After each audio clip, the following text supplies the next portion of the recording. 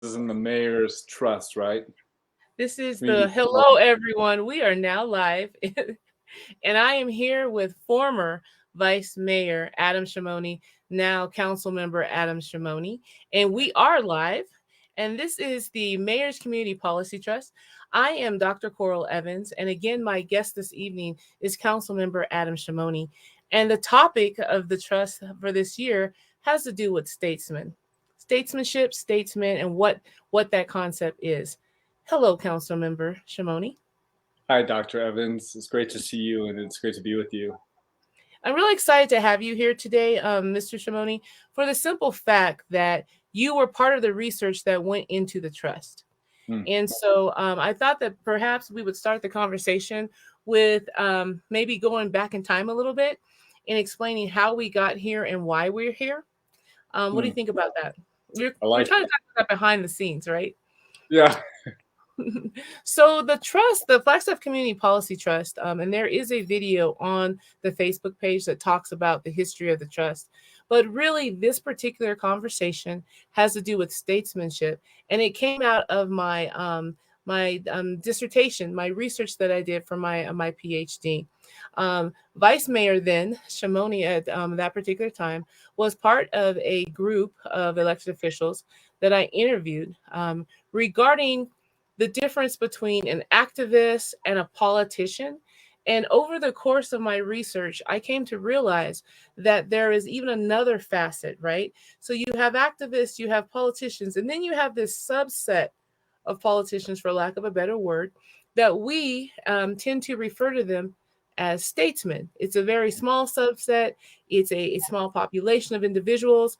It is made up of people from all different genders, but we refer to these people as statesmen.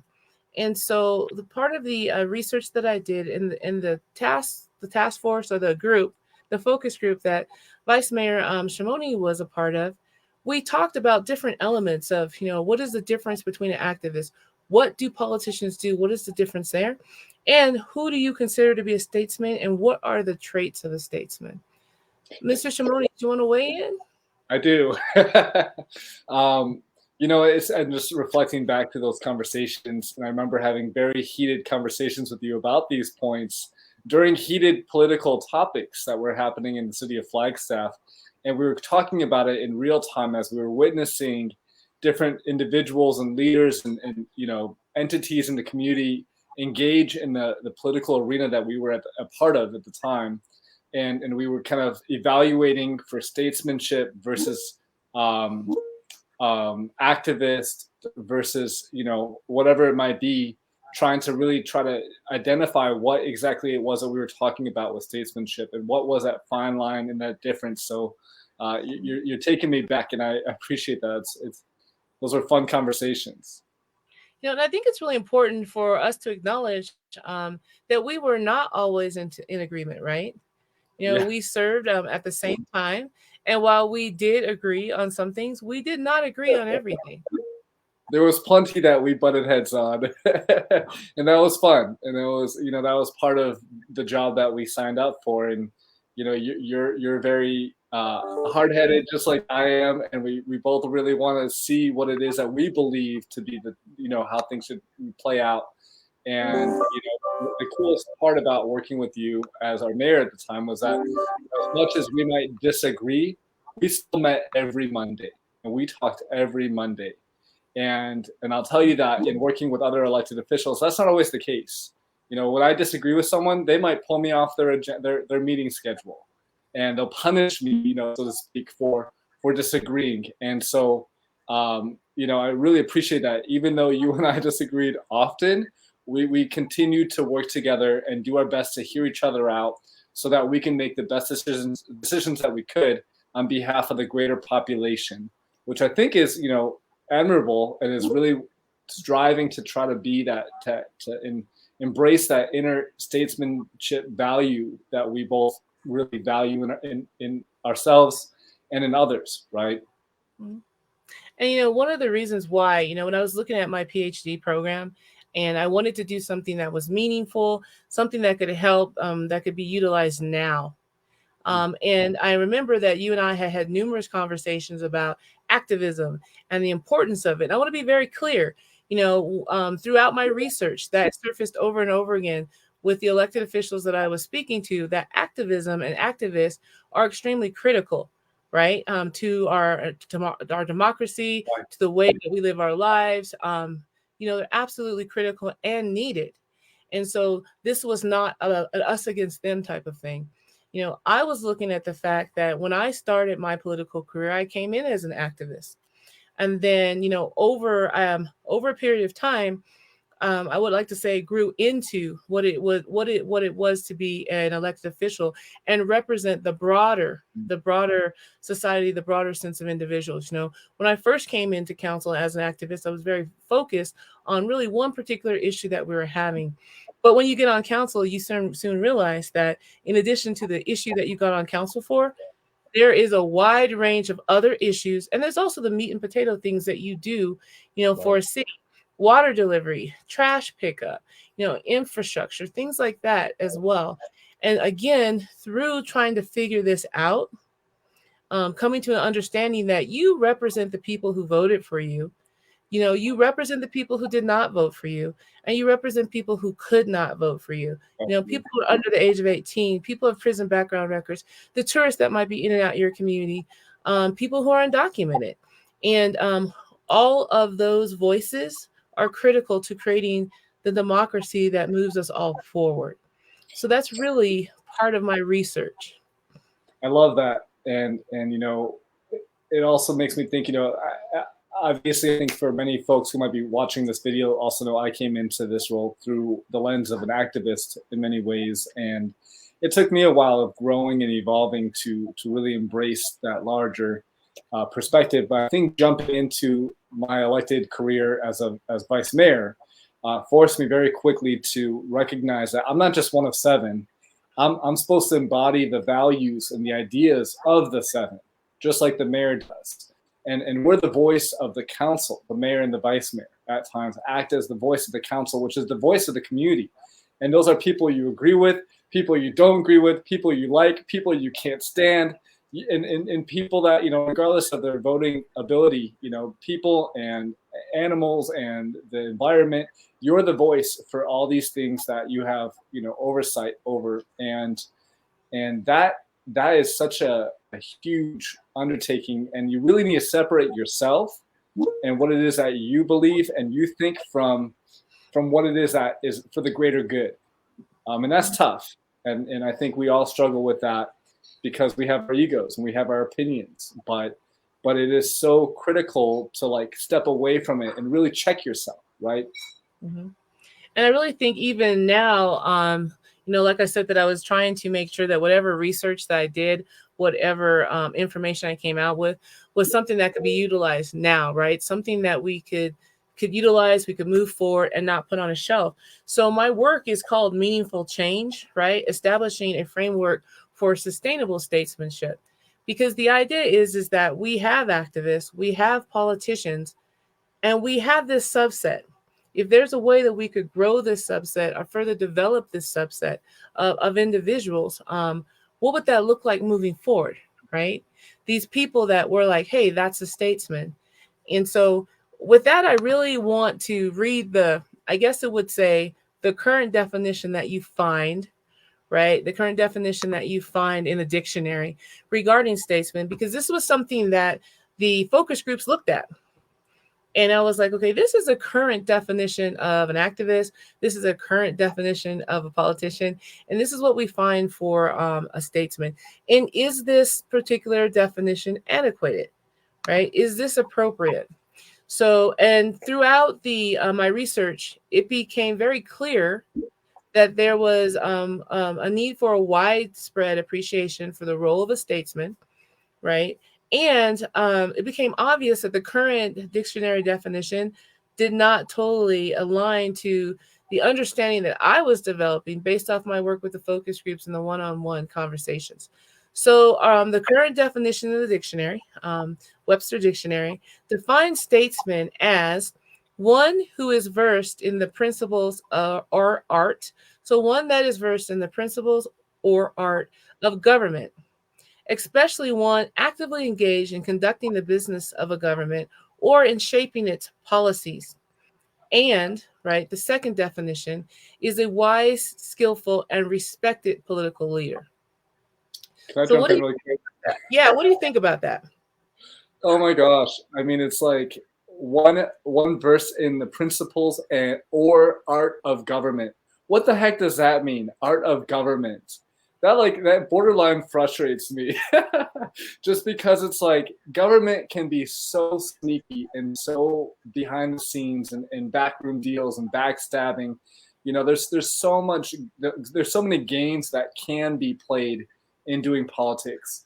And it's not to say that they are being played, but definitely some do. And it's just funny when I think of the art of government. It's like, well, is it the good art or the really poor art? You know, not that there's a good and bad, but in art. But that just kind of makes me laugh and almost frustrates me. I know one of the things that I came to realize, especially in talking again with the focus groups, the one-on-one interviews, all the research that I did, and there's very little research about statesmen. You know, there's so very little research about these individuals, this small subset, this classification. You know, when you ask people who do you consider to be a statesman, some is pretty similar, but everybody will agree that there's not a whole lot. But they somehow say that you kind of know one when you see one.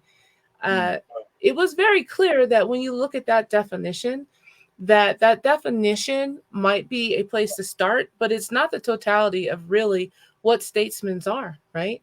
You know, how they operate and what they do. I do want to take a step back real quick, though, because before we got on camera, you were asking me, is it statesperson, or what should we do, or how should we say? You know, and that conversation came up too, right, in the different focus groups and over the course of my research. And I will tell you that I stayed with the definition of statesman. And I can tell you why. You know, you have human, right? And you have statesmen. And I think that we as individuals really need to understand that it, in my mind at least, it's a non-gendered word. The fact of the matter is that we assume, and we as a society should maybe further develop our consciousness that you can be any gender and be a statesman. And throughout history, when you look at and you Google statesmen, numerous people who are women come to the surface. One of the reasons why I think perhaps we think there are so few, or perhaps there are fewer, is that it is just till recently women have really come up in the concept of being in political positions of power, right? We've seen a surge of women that are now, you know, elected to every position, including vice president. And so I think as you have more and more women who are within this field, you will have more and more women identified as statesmen. In Coral, you know, gosh, giving everybody a little peek as to like our little conversations that we have. You know, it's like this is how we talk with each other. We just kind of go off of each other's words and ideas and comments. Before you know, we're building this huge idea. But you know, it's like as someone in an elected position myself, and thinking through the lens of a statesman. You know, if I was in a higher position where there weren't females present, I would think something is wrong, right?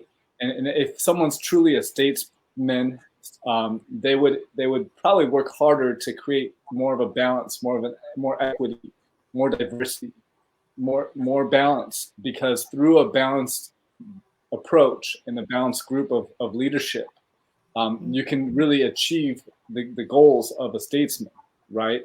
Because you're trying to really think about everybody's needs. So it's really making sure that everyone's got a seat at the table, their voices are being voiced and heard. And it makes me think about council and the need for diversity on council at the city level. And also, I'm going to go there, Coral. I'm going to go and say that we need to raise our salaries as a city council.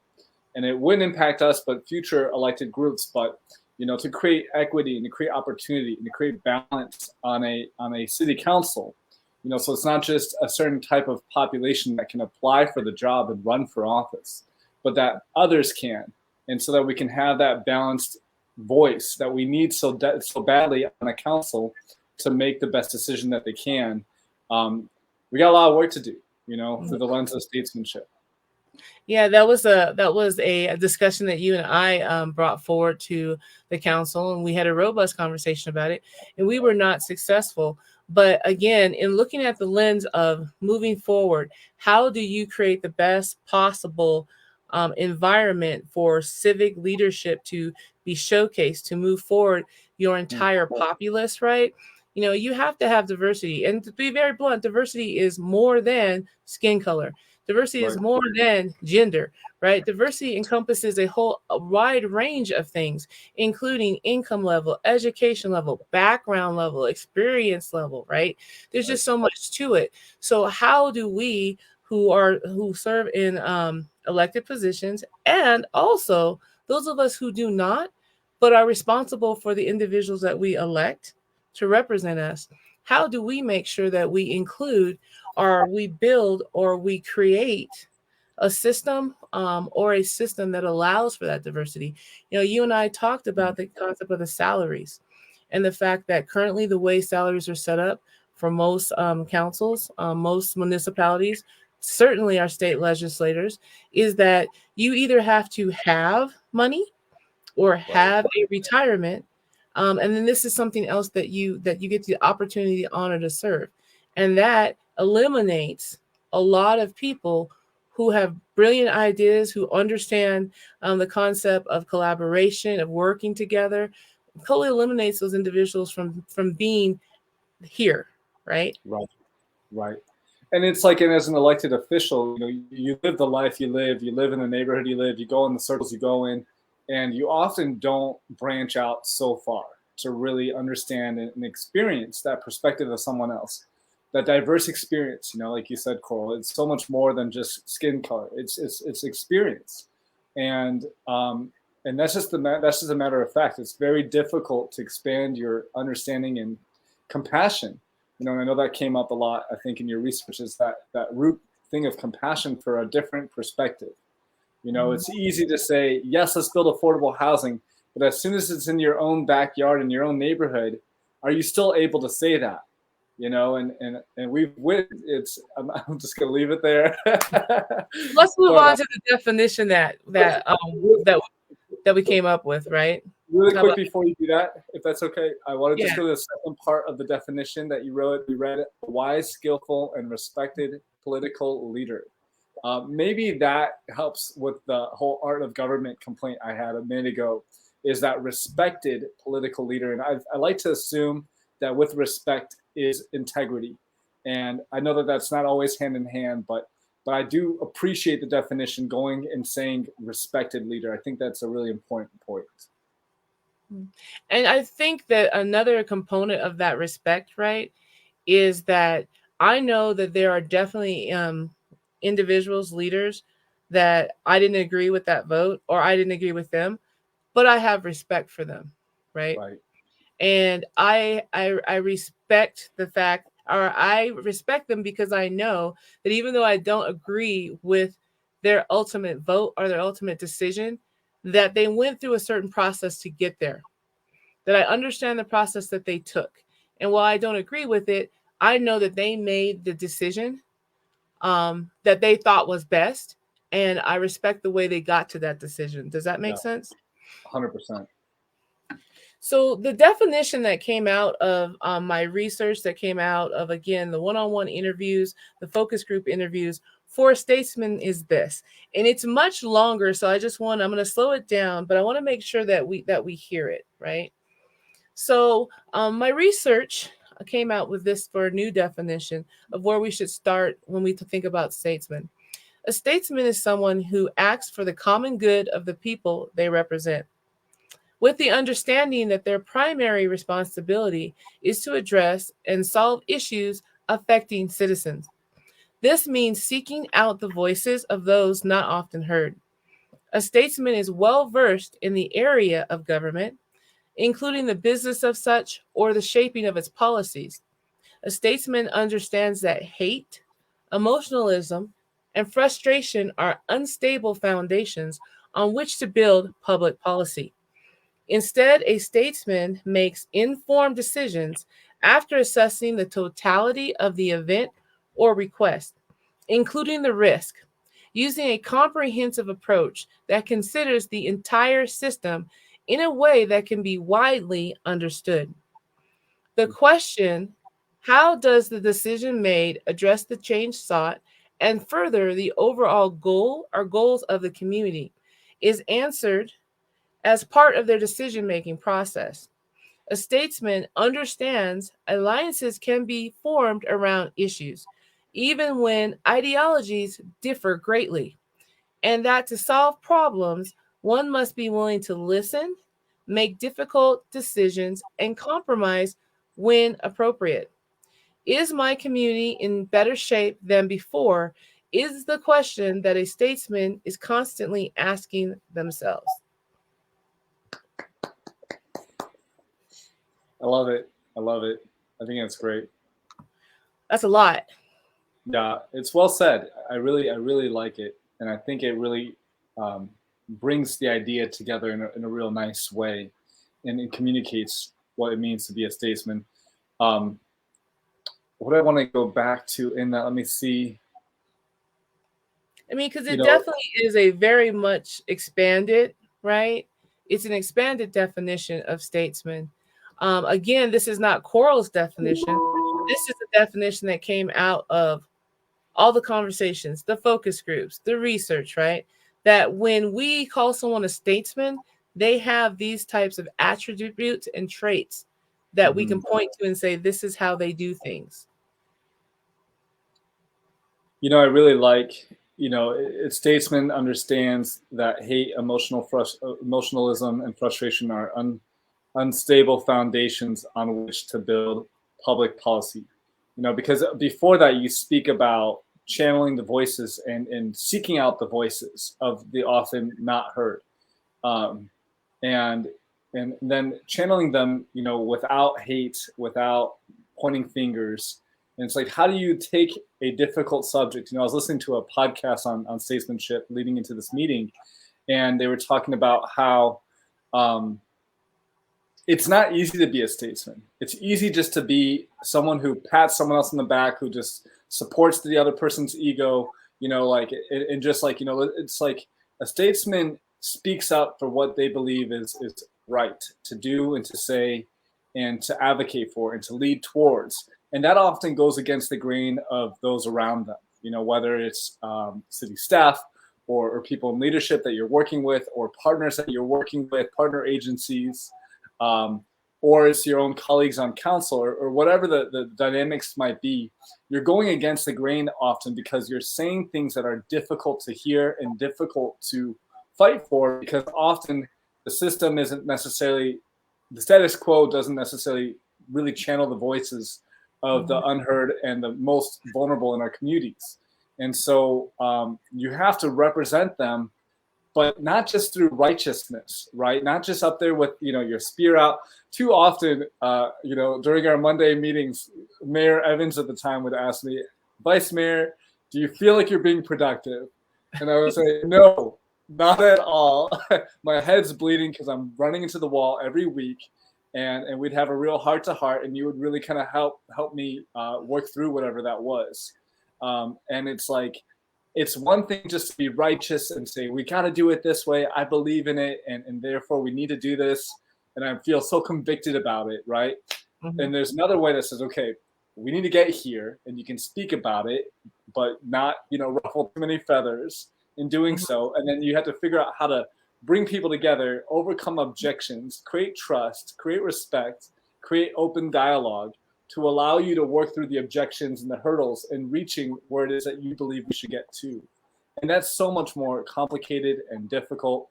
And I think after about a year and a half for me in office, it started to click, and I started seeing the light with that. And now I'm totally bought into that approach, because it's unifying, you're working together, it's super challenging and frustrating, but in the end, you get there, and you get there together versus trying to drag folks along to get somewhere.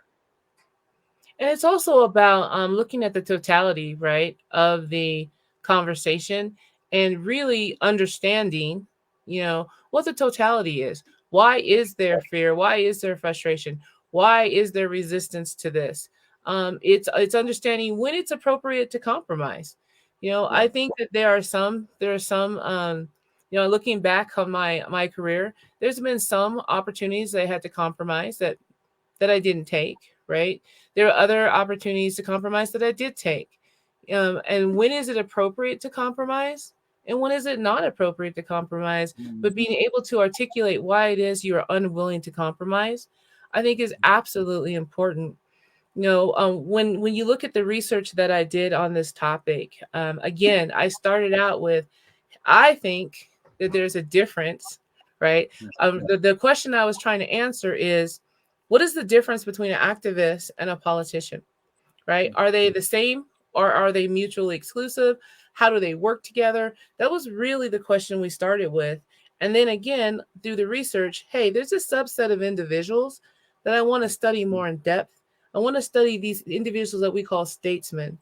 And when you look at, when the final chapter of my research, it talks about the fact that there is a clear difference between an activist and a politician. There's just an absolute clear difference. There's two completely different roles, right? Right. Again, there's a reason why we have activists, and every politician said, we have activists for a reason. They are necessary. We need to have them, right? Then you have the individuals, the politicians. You can say we have good activists and we have activists that maybe need to strengthen skills. We have politicians that are good and we have politicians that need to strengthen skills. So then my idea was, well, then how do we grow all of these individuals into statesmen, right? How do we develop and how do we grow more statesmen? The key thing that I found in the difference between statesmen, activists, and politicians came down to the concept of empathy. And let me explain that. And I can say this for myself, speaking on behalf of myself, not on anybody else, right? When I was an activist, I was focused on one topic, one issue, and that was the issue that I cared about. I did not care about anyone else's opinion of it because I cared about this, right? Good, bad, or indifferent. That's what I cared about, and that's what I was fighting for, and that was it. A statesman has to understand more than that. While they might 100% agree and be very clear with what it is they think should happen, they have to have empathy and at least understand and be willing to listen to the other side. Doesn't mean that they're going to agree with the other side. Doesn't mean they're going to change their position, their first position, their first thought. But there's that nuance in that, you represent the totality. You don't have the luxury or the ability just to focus on this one subset. You have represented everyone else. So you have to understand how that change, how that tweak, how is it going to further the totality? And if it's not, explain why. Why is this different and why is it we're going to do it this way? Or, you know what, this is going to benefit all of us and this is how it's going to benefit. But you have to have the ability and the willingness to have empathy enough to listen to that. And that was pretty key. What do you think about that? I love that, and then my mind goes straight to rezoning cases for housing, right? I can't help it. That's the world I'm in currently still. And, it makes me think about, how every time we have a redevelopment in a neighborhood and the rezone is being requested to, for whatever reason it might be, but they're often looking to potentially build a little bit more dense, a little bit more infill. And I know folks listening are probably going to be screaming, oh, student housing, we don't want student housing. And I'll tell you, it's not student housing. It's 1, 2, and 3 bedrooms. And I'm so proud of council's efforts to really get us off the pipeline of building student housing. Although some might still call it student housing, it is a diverse set of units which will allow for workforce and individuals in Flagstaff to live there, not just 4 bedroom, 4 bath, 5 bedroom, 5 bath. But so when we have these rezones and we hear often very much from the neighborhood, and they're very upset and they don't want this rezone. They don't want the infill. There's comments about property value. There's comments about open space or a misconception or understanding of open space that's really private land, but is viewed as open space today, or whatever it might be. And I always thought to myself, like, especially with a recent one that came to council, was if the 28 families that would be able to live in this affordable housing section of this development were to come and speak up and speak to the needs of housing for people who are longtime residents, there's no way that council can deny this, or even just the units at large, the 108 units I believe it was. If those folks all came and said, hey, you're not going to build this, and that's going to remove housing stock from my ability to live in somewhere like this, we as a council could never say no to that, because we're humans and we react to those humans in front of us. And like you're saying, Coral, like the statesman needs to view it through a larger lens. What's the greater good? And not just look at it through a thin lens, which is really a lens of privilege, right? You have to look at it through the greater good lens. And through that lens, you really see the value in things that at times you might have not seen the value in. Because it's easy to say no. A lot harder to say yes, but, and make things work for you and go with the momentum that's coming in. But I'm kind of getting on a tangent, but that's definitely where my mind was going as you were talking. Well, I wanted to just point out, this is something that, I wrote. I said, in general, activists seek to change a condition while statesmen seek to understand why the need exists and to address it to the benefit of all. Activists typically focus on a particular topic or issue, right? While statesmen look at the whole.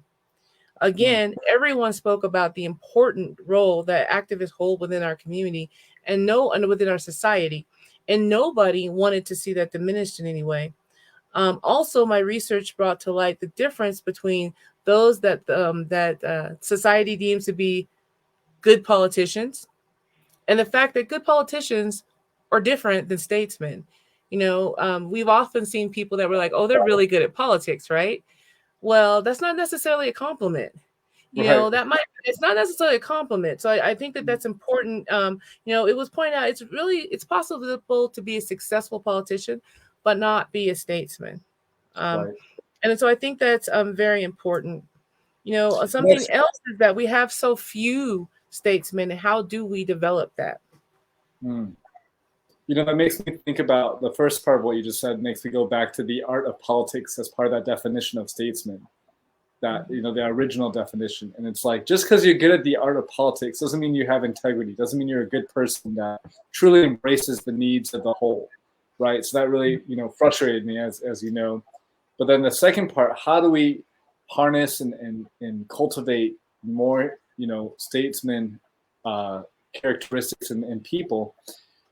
I think as you boiled it down to, it often is compassion. And are you able to listen to other voices with your guard down and really have a productive, meaningful dialogue that helps expand your consciousness, your awareness, to then embrace their needs and value their needs? And you yourself have to see that value in the other person. There has to be a significant connection, right? Mm-hmm.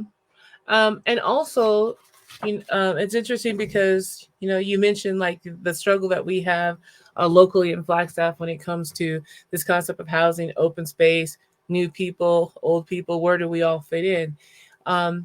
It comes down to being able to understand that someone else getting something does not mean you get less, does not mean something is taken from you, right? It comes down to and I guess that's what the root of empathy is and compassion is understanding the fact that if that person gets something, that doesn't mean I lose anything, right? The same could be said, we've had numerous conversations about civil rights, voting rights, and things like that, and we don't seem to maybe get there with it. But when you look at sometimes how even the conversation is framed, it seems as if there's this perception that if someone else gets something, I get less. Rather than understanding if someone else gets something, that's going to actually further me as well, right? Right. We all benefit. We all benefit. And maybe it means that politicians, we as politicians, right, need to try to better articulate that, or better articulate the vision. I was talking to someone, and we have this conversation about the table. Lately, that has been a metaphor that everybody uses. Everybody wants a seat at the table. And, as a part of the conversation, I said, we need to be aware that when we all sit at the table, we're all not going to like all the food that's at the table. We might not even be able to eat everything that's at the table, right? You have we'll be able to eat it. well, but stop and look at it. So we're all going to sit down at the table, and there's this presumption that we're all going to be all into whatever's there. Some people are lactose intolerant. So if there's milk, they're not going to be interested in that, right? Other people have something to do with gluten. Some people don't eat pork. So it's like there'll be enough for everybody. We have this scarcity mentality that there's not enough for everybody. But once you sit down and look at it, it might be that, I don't really eat that. So I'm going to actually ask for more of that. And I don't want any of that. So I just think that we need to be aware of things like that. The scarcity mentality and this mentality that there's not enough for all of us. Like there's not enough freedom. There's not enough civil rights. There's not going to be enough open space. There's not enough sunflowers. This goes back to the concept of statesmanship and not letting those emotional trigger things to be able to make the decision for the totality. That's the best. Makes me think about. Go ahead. Sorry. No, that's just the best decision. Yeah, I agree. And it makes me think about just, at times at the city, I'll advocate that we make something public or we put something on the table just so we can discuss it openly. And there will be a little bit of fear in sharing sensitive information. And I've always said, let's do it. We just need to do it. We need to rip that Band-Aid off. We need to just put it on the table and work through these challenges. Every city government, there's so many challenges in any given community. A lot of times folks will look for issues to support, kids elsewhere in a, challenging environment. And really, there's so many challenges in our own backyard. And we're so disconnected from our own backyard often to even see the challenges within. And then we get caught up in the us versus them, like you're saying. And so,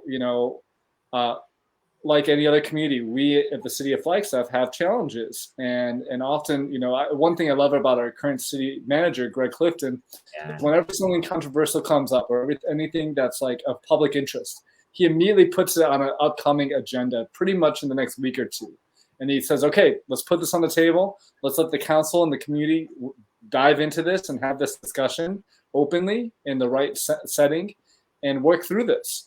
And sometimes it's backfired and sometimes it's been very, but all in all, it's been very positive to do it that way because it's the right approach. And I believe it's the statesmanship way is to just, really bring it all. Like you said, we're all going to be at the same table. We're not going to necessarily be sitting next to what we want to eat. And we got to negotiate that. And there might be a sense of, well, there's not enough to go around. And, that makes me think about the city budget. There's not enough money to go around. And it's just us versus them mentality. And I agree with you. And we got to overcome it. It's like when you look at campaign races and politicians running for office, what's the message usually? Don't vote for them. They're a bad person, right? And then what's the message coming back towards that person? The other direction is don't vote for them. They're a liar. They're a bad person, whatever it is. And ultimately, we're kind of building this like negative environment that really creates that us versus them. And also this concept of scarcity, right? Yeah. Like when you look at, I've never seen just one sunflower in my entire life. You never see just one sunflower in a field. There's usually hundreds, if not thousands of them. And so when we talk about the concept of sustainability and sustainability with regards to statesmanship, we really should be looking at this from a concept of thrivability and not scarcity, right? There is enough to go around. There's enough for everybody. Now maybe we can't have it all at one time, but we can plan for it and make sure that it happens. And we can do that without having to have this us against them mentality that we see so often. And one of the things when you look at who we want to lead us, right? Who we want to move forward, we need someone who understands that, who understands that it's not about creating this us against them. It's about how do we as a collective move forward, right?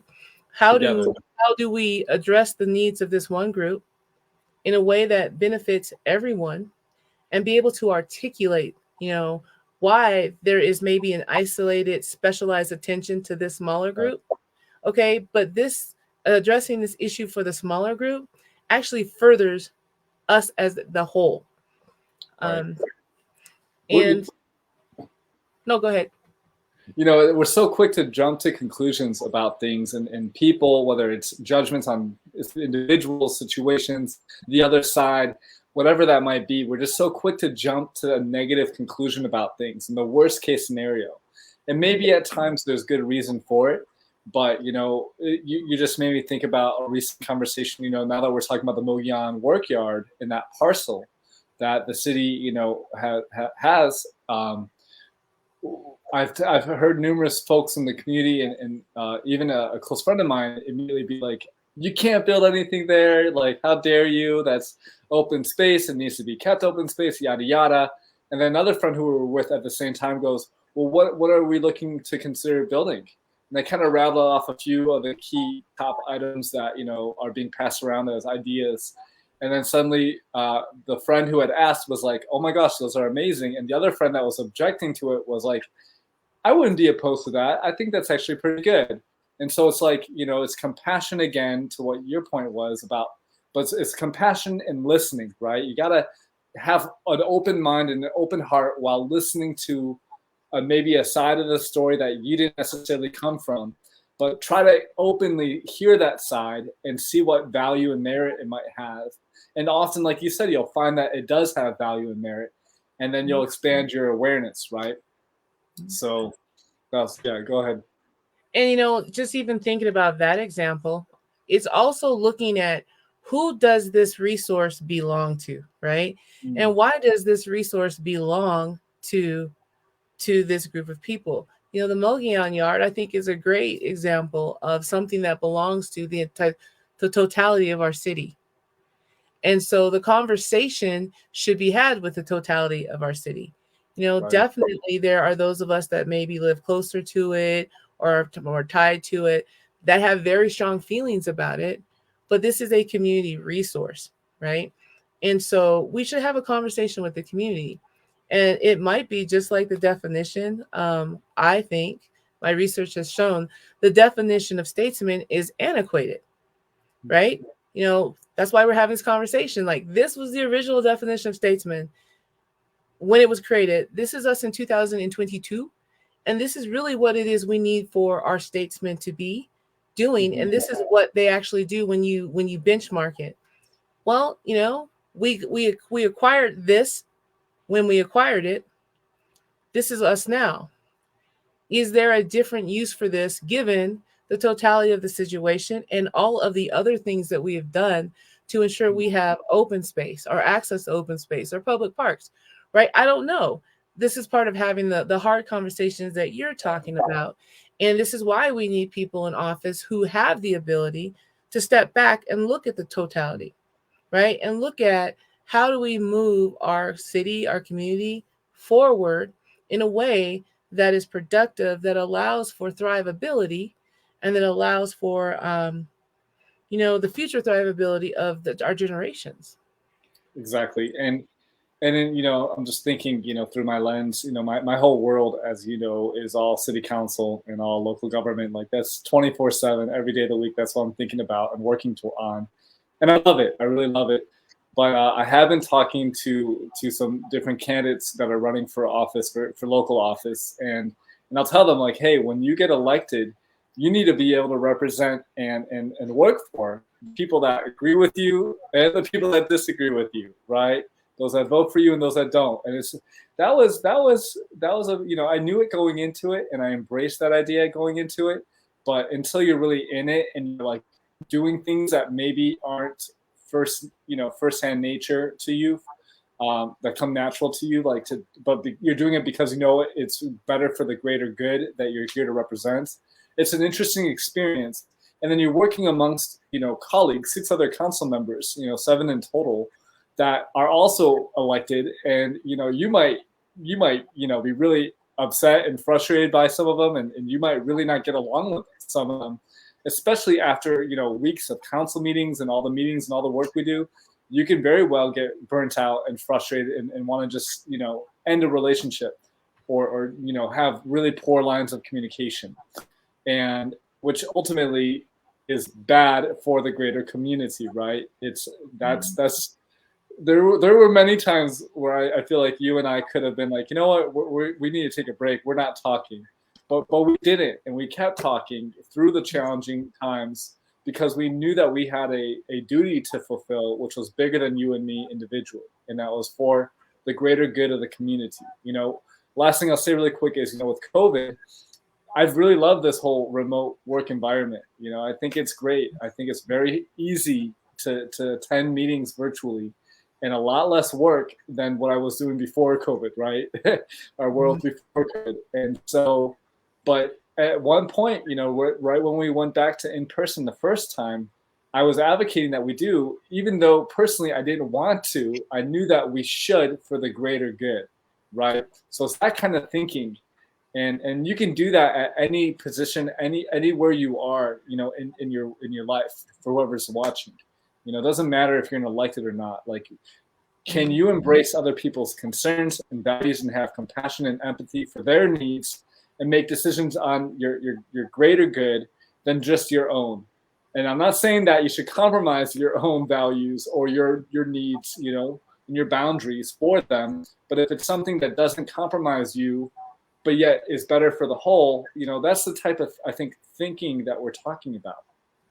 And I think that is, that's key, right? Because one of the concepts is, well, how do you grow more statesmen, right? Mm-hmm. I think that statesmen are grown by our society and by us, right? By we the people, and by us pushing our elected officials to be what it is that we need them to be.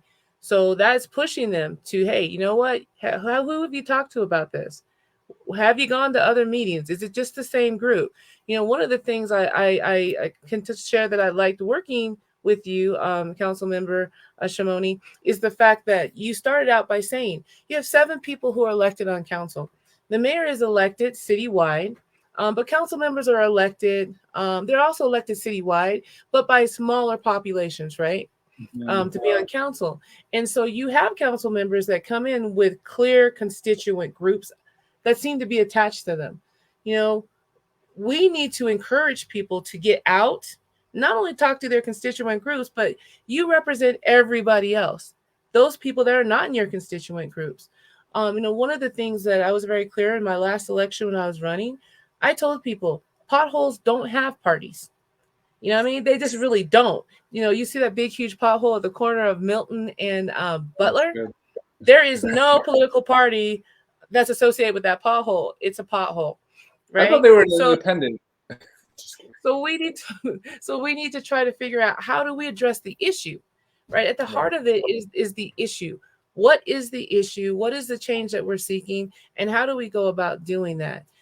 Parks don't come with political parties. Libraries don't come with political parties. When we turn on the water on our faucet, we want the water to come out of everybody's faucet, right? When we want it to be clean water and we want it to be safe water.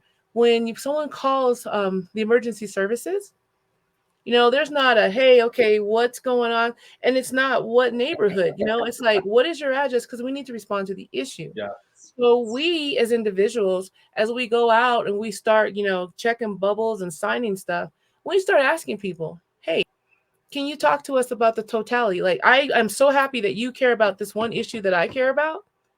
But once that one issue is addressed, you're still going to be on council, or you're still going to be our representative, or you're still going to be whatever for your entire term. And there's so many other issues that you're going to have to deal with. And you're going to need to work with people that you might not jive with, that might not be from that same party, and how are you able to work with them and listen to them and really make them have trust in you, right? They need these people on the other side, or whatever the other side however you want to phrase this, you need to gain their trust, and that does not happen overnight, and it needs to be done with a genuine approach and through time. And you can lose that trust in a blink of an eye by saying the wrong thing, or doing the wrong thing. But I think it comes down to your integrity and your values and your statesmanship and your personal approach to life, I guess. But Dr. Evans, I'm curious your thoughts, for people who are engaging with folks who are running for office, what are some questions they can ask to better see if where this person is on that that spectrum of statesmanship? And I think that that's a wonderful question, right? Um, Again, it comes down to the totality of your conversation. So if you are engaging with someone, are you engaging with them only on the topic that you care most about? Mm. Right? And is it an echo chamber? Right? Do you agree 100% with everything that they're saying? I mean, that's great, but the chances are you're going to have something at some point that you might not agree with. And they also are going to have to interact with people that might have a different opinion than that. And how are they going to navigate that? And how are they going to build those relationships? And do they understand the other side, for lack of a better word, of the situation? And why is it that there are people in disagreement? It's like, one of the things when you were talking about affordable housing, you listed some of the things that you've heard, right? From people who are like, I'm not really into this. Okay, so then how do we address some of those things that the individuals heard, that they've said? Now, can we address everything on all situations all the time? No. But it's having that empathy again, right? It goes back to the key difference that I found through my research was that statesmen have empathy. They might not necessarily agree. They're not going to necessarily change their mind, but they have enough empathy to want to understand the other side, whatever other side is, or the many different sides, because that's something else too, right? In most cases, there's not a clear cut. There's a whole bunch of different reasons why all of us are different, and we have different reasons why we're coming at a situation or looking at something through a certain set of lens. It's our own personal lived experience. I think something else too. How are they getting that lived experience that is different from what it is they have, right? So if you've always lived in this neighborhood and that's just where you are, that's not necessarily what we need, right? We need people who are curious, that want to branch out, that want to talk to everybody, that's accessible, that wants to do more than just one thing. Because again, I will go back to my personal experience. When I got on council, there was a focus issue I was focusing on. I got elected. I will tell you that before I was even sworn in, the issue that I had been focusing on was resolved. Wow. But I was on council for 4 years, right? So I had to care about everything else. I had to care about not just the neighborhoods, but about water rates, right, about, housing, about open space, about the police, about transportation, about a whole host of other things. So I think part of our issue is sometimes we elect single topic candidates, right? Single issue candidates. And then we may be surprised that they cannot fulfill the totality of the role that they were elected to fill. And I've actually been at the dais and heard candidates say, well, I was elected by this constituency for this reason. And I'm like, okay, all the other people that didn't elect you need for you to be a council member too. Right. Gosh, you said something that really, what did you say a minute ago? Darn it. You said that statesmanship, what was it? I'm sure we're going to get there. But yeah, I just find it so interesting. Oh,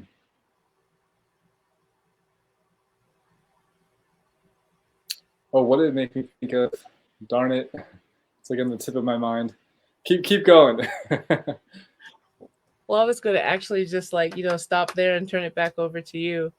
I know. But, gosh, what were you? Gosh, you said something that really sparked it. Huh? How do we grow statesmen? Yeah.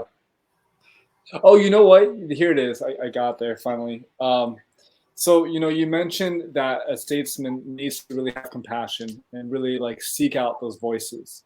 And the other thing that came to mind as a parallel concept that's really important, at least in my mind, is that the design, right? So let's say you're the perfect statesman, but you're in a council meeting for 10 hours or 8 hours, And all you're hearing from are certain voices that have the opportunity and the privilege to be there and to speak up, that have relationships with you because they're there often and they've taken the time to build those relationships, and they're all advocating in one direction.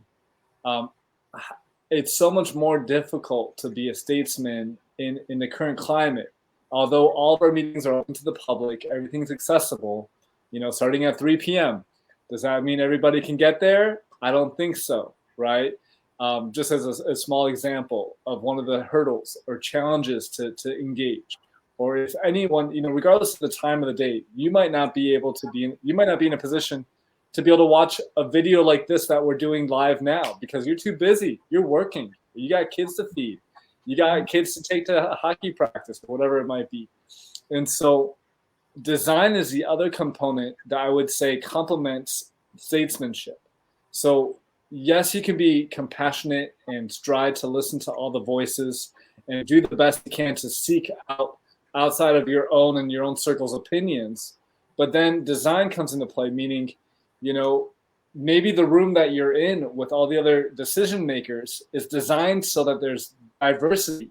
And again, not just diversity of color, but diversity of opinion, background.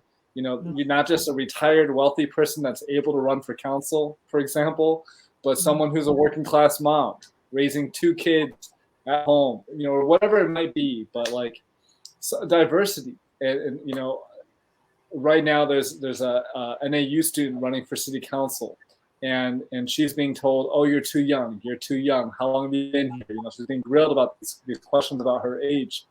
And I told her, too often are we making decisions as a council body that impacts the younger generation the most because they're going to be here the longest, but yet they don't have a voice at the table. They rarely have a voice in the room. And so, I told her, tell that to people, you might not be the most knowledgeable person with the most, wisdom of someone that's been here for three generations or their whole lives, but you of one of 7 will represent a voice that is missing and help the statesmen in the room make the best decision that they can. So that diversity in design is like the other point I wanted to make of how decisions are being made. Who's part of that core group, and is it set up that you have a diverse set of voices at that table to allow that compassion to even occur in the first place that we kept talking about? I 100% agree with you. I personally, and this is a personal opinion, don't think that council meetings should be starting at 3. I was on numerous councils where we purposely took the time and got it down to 5:30 with a 6 o'clock for important things for a reason. I agree with you, especially in a community that we know most people are working 2 and 3 jobs. There's difficulty getting to council meetings, period, no matter what time they start. Right. I also think, though, this is also a part of statesmanship, is that it's the hard conversations. It's the fact that if you're sitting at the dais and you are looking around and it's the same individuals who are showing up on pretty much the same topics and they're saying the same thing, yet that you've been in a grocery store, you've gone to a PTO meeting, you've gone to a soccer practice, you've knocked on some doors outside of campaign season, right? You've been to the library, you've had interactions outside of this funnel, for lack of a better word, this group, right? You are definitely hearing more than just that, or you should be, right? You should be hearing more than that. And if those voices are not at the table, you should be speaking. As a council member, you represent approximately 80,000 people. There's, at least when I was on council, there was approximately 80,000 people living here, right? You had 150,000 people in and out every day from the broader Flagstaff area, the greater Flagstaff area. You had 6 million visitors here. And so you are a council member for all of that. The people who elected you, the people who did not, people who did not elect you and told you they didn't elect you, right? You're still their council member. And continue to tell you that they did elect you. Continue to tell you, hey, I didn't vote for you. But guess what? You are their council member, and you might not talk to them directly, but you need to talk to somebody who's within that group so you can understand what it is they need to be successful and bring it back and put it all together to be like, this is the best decision. And then you have people under the age of 18. You have people who cannot vote for a variety of reasons, undocumented, prison background records. Guess what? They are all part of this community. And so if you are sitting in a meeting and you realize that there's only one part of your community there and there's nobody else there, then you have the obligation to go out and seek these other voices in some way, and it's not necessarily responding to the email, the person that hates you, or going on the radio show that somebody wants you to go on, but it's who's within these different circles that you don't have access to. That's one of the things that I totally liked about serving with you, Mr. Shimoni. We were not always in the same circles, right? Mm-hmm. So if there's an item coming up and I'm like, okay, I'm getting it from this particular viewpoint, but I know for a fact that Councilmember Shimoni has a completely different viewpoint. Like, I know that. Just like I knew, in the past, for example, there was Councilmember Orbit. I knew he had a completely different viewpoint, maybe. I'm going to go over here and at least ask. Right. Because your constituents or the people who talk to you did not necessarily talk to me, but I need to know what it is they told you because I need to know that I'm making the best decision. Go ahead, sorry. No, and so I just think that, it's easy for us to kind of default to it's only the people in the room, but there are 80,000 people that live here. Right. I mean, it's like, it's not so scary. I know people are very afraid of talking to the other side or, God forbid, voting for someone on the other side, right? Like, I remember folks in the last election cycle reaching out to me, telling me that they were voting for someone that wasn't of their party for the first time in their voting careers. And they were looking at people through the lens of statesmanship and integrity. And sometimes it doesn't, it's not guaranteed that someone has those values at heart just because they're part of your party. And it's so much bigger than a party, right? It's who you are as a person. And we're part of this larger family of people, like you're kind of saying with the children and the different populations. And that's difficult for folks. But, I feel like often speaking to the other side, whatever that means to you, is something that's viewed as scary and concerning, and you can't trust them. They're up to no good. They have this bigger plan. And the funny thing is, when you talk to the other side, or you listen to the other side, you'll hear that they have the same thoughts at times about your party or your side. And so it's like we're telling the same things to our own little echo chambers about the other side and how bad they are. And it's not going to get us where we need to go. And we really need to rise above the fray and rise above the politics, in 2022, where it's more divisive now than ever before. It seems like keeps getting more and more divisive. And really, it just makes me think about our last council meeting on Tuesday, and we talked about ranked choice voting. And we were talking about integrity in elections, while also talking about how for the state, elections is a hot topic.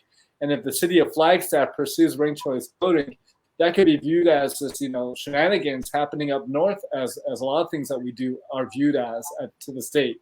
And so it was funny. I made a comment at the dais saying it's that, here ranked choice voting is being discussed. And although there's a lot of scary things about it and unknowns, at the end of the day, I think we can agree that it is has more integrity in its voting process. And it gives you the ability to rank different candidates. So it's not all like, oh my gosh, we have to vote for our people. It's like you can rank them and you can vote that way. And then there's more of an equitable approach to counting the ballots and determining who it is that's getting elected.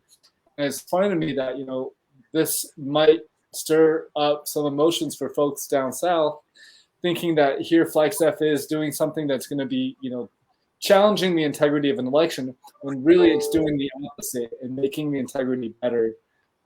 Anyways, I went off on a tangent, but I just wanted to mention that, I don't know a whole lot about ranked choice voting, right? So what my thoughts, my concerns or whatever are just from a very high level, because I don't know. What I think is sad, and this is just me in general, is the concept that here at the local level, we're even having these types of conversations. Mm, One of the reasons why I chose to focus my research very specifically on municipal level is because we are nonpartisan, right. right? So for us to be even having the conversation about this, that, the other, all the rest of that, to me, really shows a breakdown in how we understand municipal government to work. Municipal Mm, government, we are elected in a nonpartisan fashion. For example, I was mayor. I will tell you that as mayor, I had to go out and talk to everybody. In order to be mayor, you have to get what, 51% of the vote or more than, you have to get 50% plus whatever, right? yeah. Which means you have to go out and talk to more than just one little subset. We started out, we were talking about, you can come on to council sometimes Right. with just a couple of constituencies supporting you because the numbers are less. Um, but I want to make sure that everybody understands at the municipal level, it is a nonpartisan race.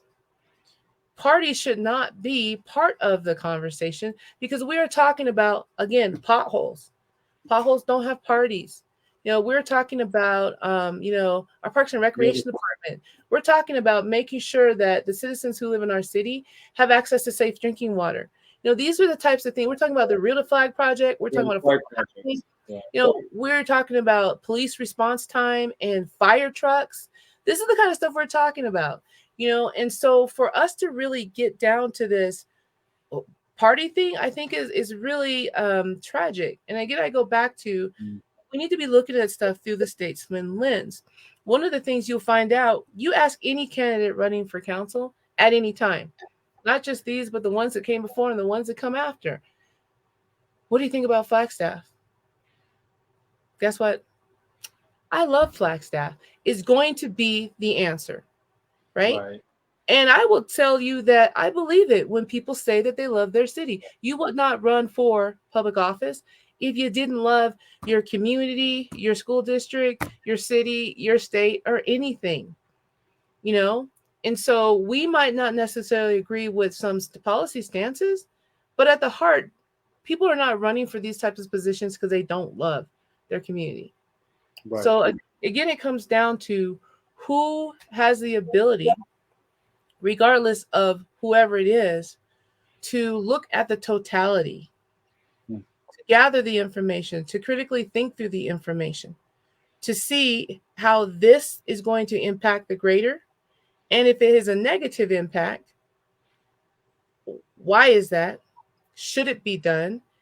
If it is something that can be tweaked to make sure that it moves everybody forward, if it's only going to benefit one group, why is it that one group should have that benefit over the others? And how to articulate, hey, this one group is getting the only benefit for this, but this is the reason why, mm.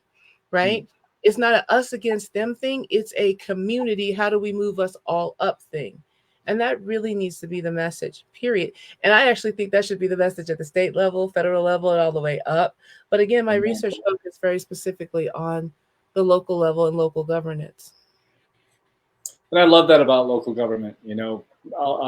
I'm not running for council again. That's no secret. And a lot of times people are like, well, what are you thinking? Are you thinking about a higher office or what's next for you? And the truth is, I have no idea. But I do know that I don't want to run for anything higher than local government. I plan to stay involved in government, but the local level, because local level is where it's at. It really is. And it's where, like you said, it's nonpartisan, and that potholes don't have D's and R's and I's or whatever it might be next to them. It's, I love thinking about the flag and thinking that, the Rio is a Republican Rio. It's like, yeah, right. Like these things are so much bigger than party. And I love that part of the service that we do for the community is that we do get to work together, and we get to work with a whole range of different types of folks with different opinions.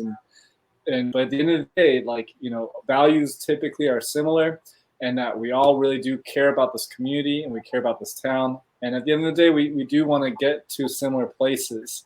Often what I find is that we differ in how to get there.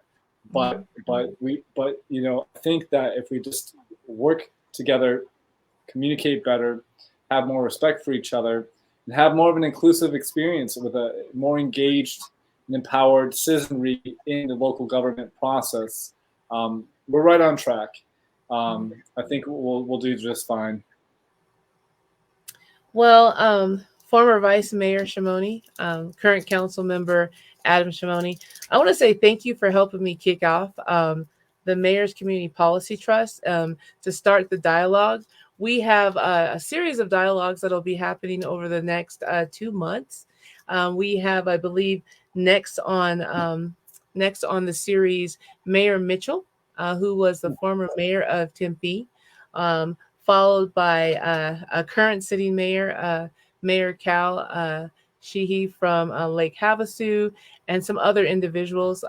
The schedule is posted on the Mayor's Community Policy Trust website. This is a virtual trust at the moment. We are talking to different individuals, different organizations, some university, some higher education institutions, as to what it would look like to actually bring that trust into that, bring this trust into that type of a format. But it was really important for me to kick it off with you. You were part of the group that helped with the research, part of one of the individuals I did a one-on-one with, as well as was part of one of our focus groups to really talk about the concept of activism, political leaders, and what does statesmanship look like and what should it look like. So I just want to tell you how much I appreciate your investment in this process, and I look forward to having you on in the future after your political career, so we can have some other conversations.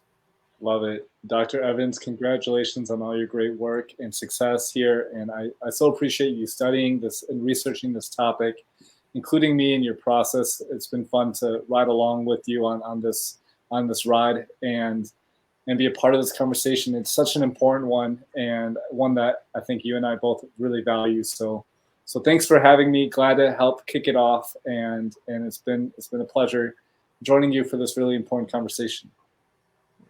Thank you. Take care, everybody.